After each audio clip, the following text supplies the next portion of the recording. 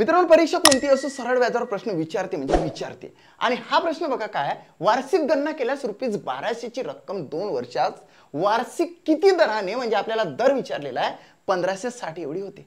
म्हणजे ₹1200 रक्कम 1560 होते. म्हणजेच यामध्ये सरळ व्याज दडलेला आहे. आपल्याला सरळ व्याज शोधायचं आहे जे लपलेलं आहे. म्हणून आपण काय करणार आहोत की 1560 वजा 1200 ही आहे रास 1560 आणि 1200 रक्कम याची वजाबाकी केली तर 060 आणि 3 360 रुपये सरळ व्याज आहे.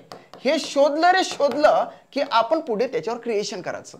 हे जे 360 रुपये सरळ व्याज आहे त्याला 2 शून्य अटॅच करायचे. बिलकुल 100% पाठ ठेवा की 2 शून्य अटॅच करायचे. केले.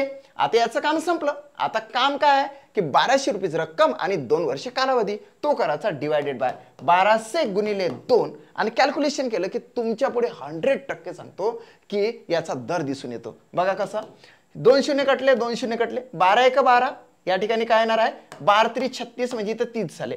बे 1 बे आणि इथं बे 15 30 म्हटलं तरी चालते म्हणजे इथं 15 म्हणजे 15% दर येतो मित्रांनो. सेकंड ऑप्शन सरळच राईट निघालं. बघा second option is the right answer of this question. या प्रकारचा कुठलाही प्रश्न आला ना तर असंच करा. म्हणजेच या दोघांची वजाबाकी करा. जे काही येत असेल ते सरळ व्याज त्याला 2 शून्य अटॅच करा. मग रक्कम आणि कालावधी मल्टिप्लिकेशन करून डिवाइड करा. कॅल्क्युलेशन केलं की तुमचा आन्सर राईटच येणार आहे.